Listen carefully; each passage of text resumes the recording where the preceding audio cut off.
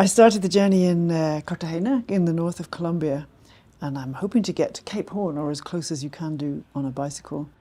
So it's basically the top of South America, right down to the far south tip of South America, and I'm following the spine of the Andes, more or less all the way down. And the Andes, of course, are the longest mountain chain in the world.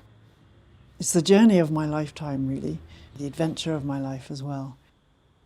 But it's not just a personal adventure. I think of it as adventure plus. And throughout the whole journey, I'm exploring biodiversity, what it is, why it matters, what's happening to it, and above all, what can and is being done to protect it. So I'm visiting all sorts of people and projects en route, and these are people that are working in various different ways to protect habitat and species, trying to figure out what the solutions are and what we can learn from this back in Europe.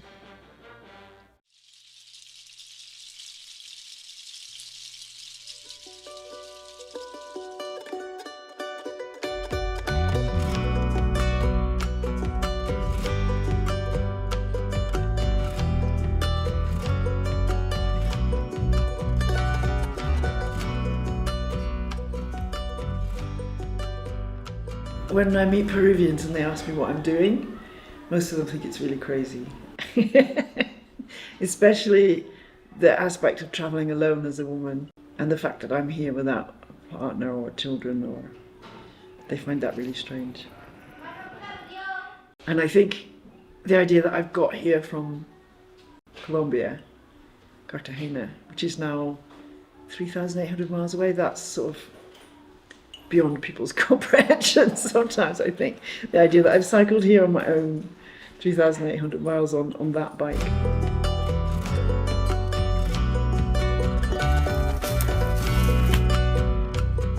And so if we take this slightly scruffy looking now oat field, underneath here there'll be millions, like literally millions and millions of different kind of very, very small creatures doing all sorts of work, breaking down the leaves, making the soil fertile, recycling the nutrients in the soil. And I think what we tend to forget when we think about biodiversity is 99% of life on Earth, maybe even 99.5% of life on Earth, gets its energy, gets its food from the sun. But the only living things that can access sun's energy directly are plants or seaweeds with chlorophyll. And for the green things to grow, to access that sun's energy to produce carbohydrate that we can then eat, we need the critical mini-flora, the millions of different kinds of creatures that are breaking down the soil and giving us soil fertility and allowing plants to grow.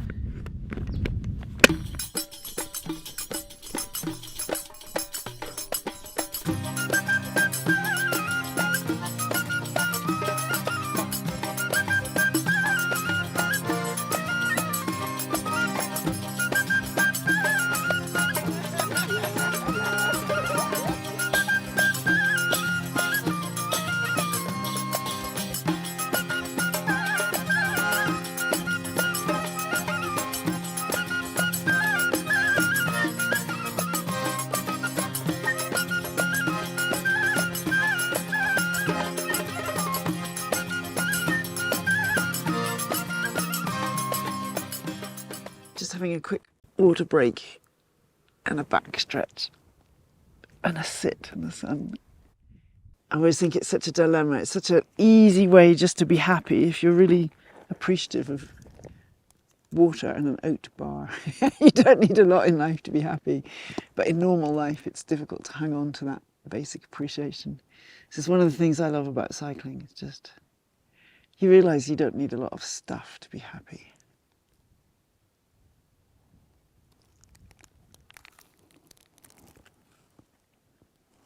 Although obviously I've got quite a lot of stuff.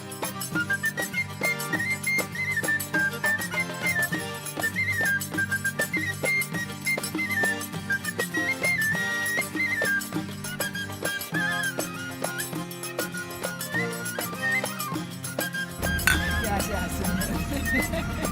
This is perhaps the best beer I've ever tasted.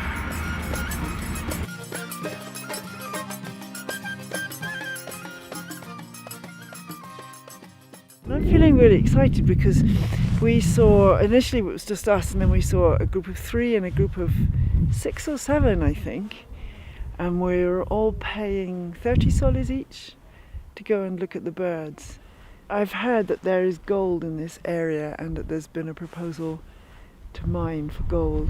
And this is something that Peru really needs, is an alternative income stream other than mining, especially somewhere like this, which is such an environmentally sensitive area, and with birds like condors. So I feel really positive. This is just beginning, this particular condor site, and we're already seeing numbers of people going, and a half decent amount of money coming in. As you can see, there's a tiny village here, so there's a lot of scope, I think, for developing hopefully low impact ecotourism as an alternative in Peru to the mining industry, and really needed.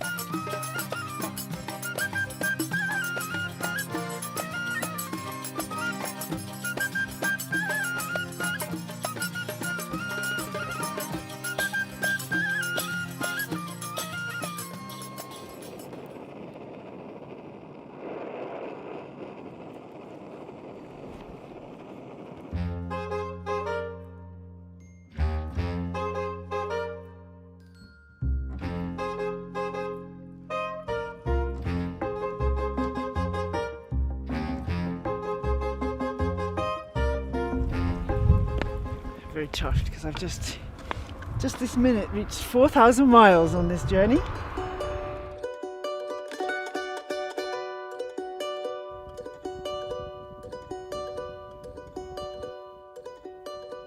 On the busier section of the road now, so there's going to be more traffic between here and Cusco. So in terms of biodiversity, the critical mini-fauna are every bit as important as the charismatic megafauna. And that diversity also gives ecosystem resilience. So when a shock comes along, like climate change, the more diverse an ecosystem is, the more chance it's got of being able to adapt and respond and cope with a shock. So diversity in terms of species is really key, and that's one of the reasons why losing biodiversity is so important. We need ecosystems. We live in ecosystems. We utterly depend on ecosystems, and ecosystems are made of biodiversity. Biodiversity is life.